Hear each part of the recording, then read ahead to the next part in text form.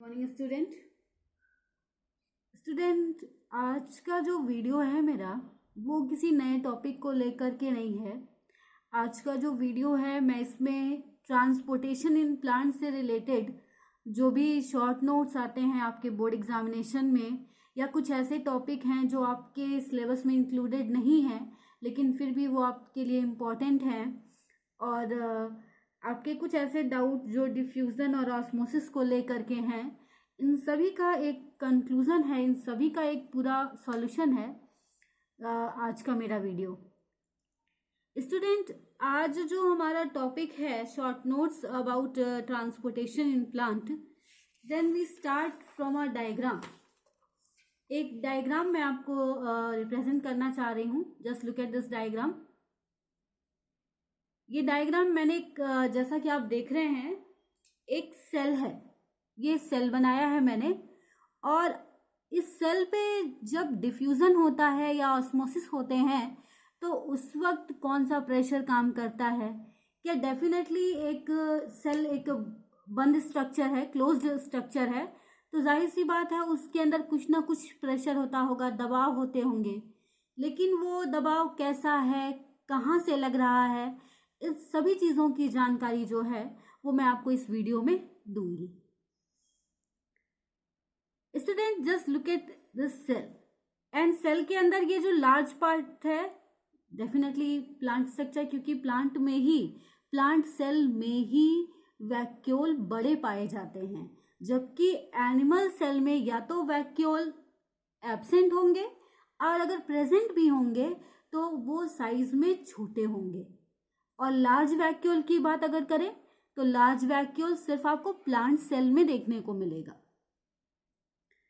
तो स्टूडेंट, इस वैक्यूल के अंदर जो भी सब्सटेंस फिल है, लाइक वाटर हैं, मिनरल्स हैं, कुछ फूड मटेरियल्स हैं, तो ये सभी चीजें जो हैं फिल होती हैं सेल के अंदर वैक्यूल में।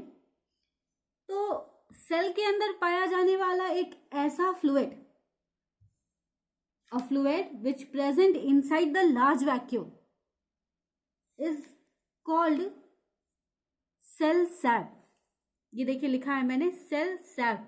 इसे कोशिका द्रव या कोशिका रस कहते हैं। इसमें शुगर भी होगा, सॉल्ट भी होंगे, अमीनो एसिड भी होंगे, वाटर भी होगा। तो वैक्यूल के अंदर भरा हुआ जो एक सॉल्यूशन आप कह सकते हैं, ये कहलाता है सेल सैप, कोशिका रस। अब स्टूडेंट ध्यान दीजिएगा, ये प्लाज्मा मेम्ब्रेन दिख रही है आपको। इस सेल में इस साइटोप्लाज्म, जो सेल के अंदर साइटोप्लाज्म होता है, उस तरफ से सेल के वॉल पे एक प्रेशर क्रिएट होता है। ये भरा हुआ है सॉल्यूशन। अब इसके थ्रू प्रेशर इस वॉल पे लग रहा है, भित्ति कहते हैं जिसे, इस वॉल पे लग रहा है। तो इस प्रेशर को कहा जाता है टर्जर प्रेशर। इसको डिनोट करते हैं टीपी से, capital T capital P, turgor pressure. अब इसके अगेंस्ट ये वॉल है ना, आपने न्यूटन्स लॉ पढ़ा है ना कि न्यूटन के लॉ में क्या है कि अगर आप एक तरफ से फोर्स लगा रहे हैं तो जिस भी ऑब्जेक्ट पे आप फोर्स लगा रहे हैं वो आपके अपोजिट उतना ही फिर फोर्स लगाएगा। तो सेम हियर, जब यहाँ हम बात कर रहे हैं टर्जर प्रेशर की, तो ये टर्जर प्रेशर जो है ये इस साइटोप्लाज्म या इस सॉल्यूशन की तरफ से वॉल पे लग रहा है और इस वॉल से प्रेशर अंदर की तरफ लगेगा, इट मीन्स कोशिका द्रव की तरफ। तो यहाँ जो ये प्रेशर इसके अगेंस्ट लग रहा है, this one called wall pressure. क्या कहते हैं? Wall pressure. समझिए, दो सेल हैं और ये एक सेल है।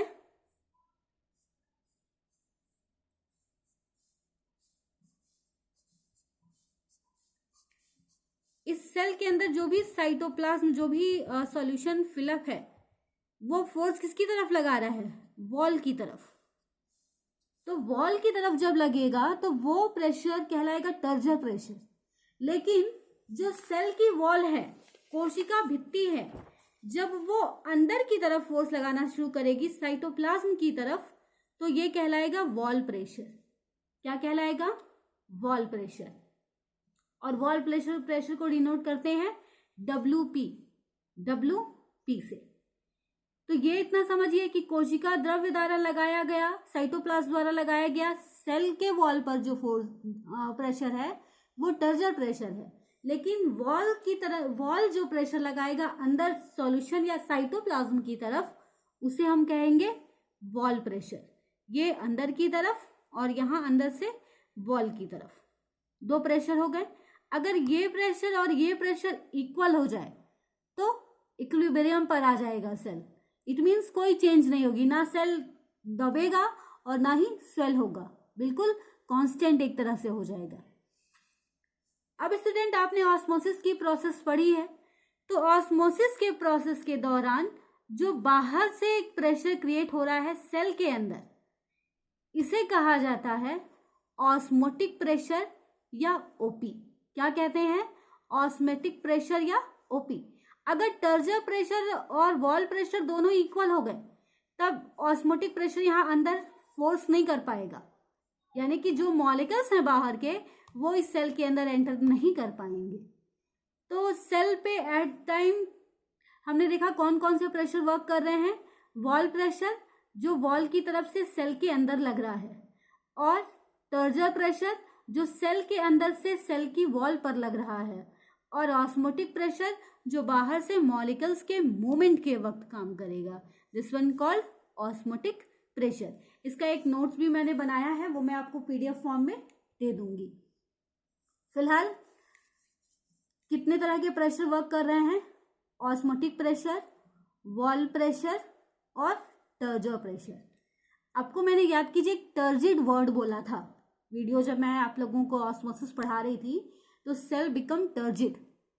तो टर्जिडिटी क्या है? एक टेंशन की स्थिति है, एक ऐसी स्थिति जिसमें सेल पूरा रिजिड हो, तनाव से भरा हो, टाइट हो, तो ये कंडीशन कहलाती है टर्जिडिटी। ये कब होगा? जब यहाँ पूरी तरह से सॉल्यूशन फिल होगा। इट मीन्स जो भी इस सॉल्यूशन में होना चाहिए, minerals, proteins, food, starch, glucose, जो भी है, वो सारी चीजें पूरी तरह से फिल होंगी। तो यहाँ पे जो ये प्रेशर है ये कंटिन्यूअस वॉल पर लगता रहेगा और सेल पूरा रिजिड कंडीशन में होगा। स्फीत कहते हैं, स्फीत अवस्था, टर्जिड कंडीशन, इट मीन्स स्फीत अवस्था। और ये जो दबाव लग रहा है, जो प्रेशर लग रहा है, दिस वन TP, टर्जर प्रेशर। अब बात करते हैं student storage of food materials. याद कीजिए जब डाइजेशन के वक्त ह्यूमन बींग्स में जब ग्लूकोज एक्सेस अमाउंट में हो जा रहा था, तो वहां पर क्या होता था? ग्लाइकोजन के फॉर्म में चेंज होकर लीवर में स्टोर होता है।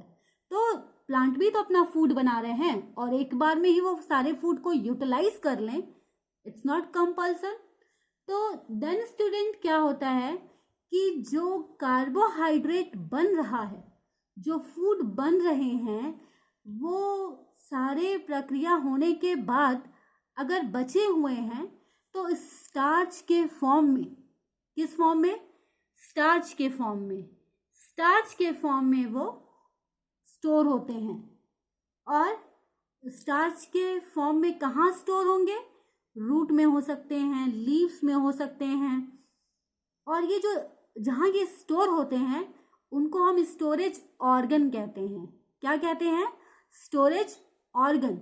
और स्टूडेंट इन स्टोरेज ऑर्गन में जो एंडोस्पर्म है, एंडोस्पर्म, भ्रूणपोष, ये एंडोस्पर्म सबसे मेन फूड स्टोर करने वाला एक ऑर्गन है, फिलहाल एक पार्ट है प्लांट में। एंडोस्पर्म क्या है, क्या इसका स्ट्रक्चर है, ये जब आप रिप्रोडक्शन पढ़ेंगे तो उस टाइम में जाए, उस आप 10th के बाद पढ़ेंगे क्लासेस में। फिलहाल इतना जान लीजिए कि एंडोस्पर्म्स, कोटिलेडन्स और डिफरेंट टाइप के जो रूट होते हैं या स्टेम होते हैं वो फूड को स्टोर करते हैं। अब स्टूडेंट हम बात करते हैं जो लास्ट असाइनमेंट मैंने आपको दिया था लास्ट सैटरडे को, उसका एक मैं आपको समराइज करना चाहती हूँ। आप टैली भी कर लेंगे कि जो एग्जैक्टली आपने लिखा है तो वॉज राइट और रॉन्ग। राइट आपने तो अच्छा किया होगा, I fully trust on you, but फिर भी एक बार इसे रिवाइज कर लेते हैं। My first question, how is oxygen and carbon dioxide transported in human beings? Student, जब मैं आपको ऑक्सीजन रेस्पिरेशन पढ़ा रही थी तो मैंने आपको बताया था कि ब्लड में जो हीमोग्लोबिन है वो ऑक्सीजन को कैरी कर लेता है, लेकिन जो प्लाज्मा है वो कार्बन डाइऑक्साइड को कैरी करता है, और किस फॉर्म में? बाइकार्बोनेट्स के फॉर्म में। Next question, what difference between autotroph and heterotroph? Definitely आप जानते हैं कि जो स्वयं भोजन बनाए दे आर कॉल्ड ऑटोट्रॉप, और जो दूसरों पे डिपेंड होते हैं they are heterotroph.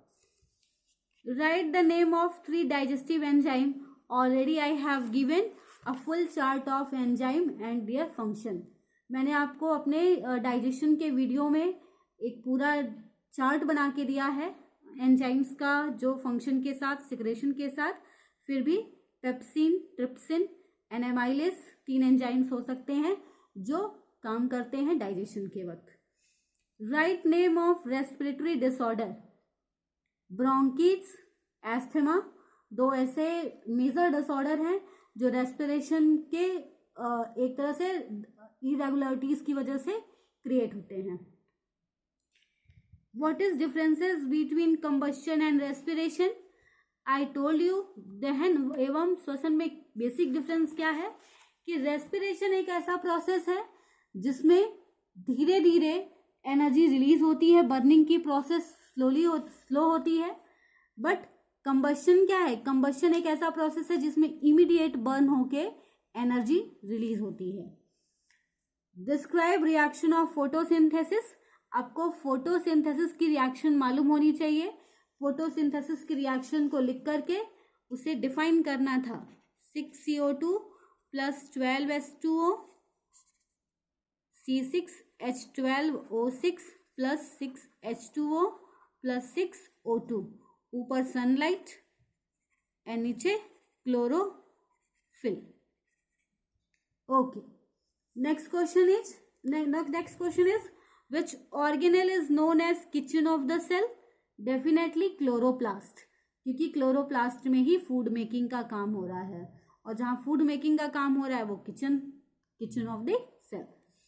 Mail nutrition, imbalance diet के वजह से। Which is largest gland of human body? Liver. Right name of mixed gland? Pancreas. What is the function of villi? Help in absorption of food. Liver largest gland है, pancreas अग्नाशय को mix gland कहा जाता है, और Willie का काम होता है भोजन को अवशोषित करने में सहायता करना। दैट्स इट स्टूडेंट, आज के लिए इतना ही। हमारा नेक्स्ट टॉपिक होगा transportation in human beings. Thank you.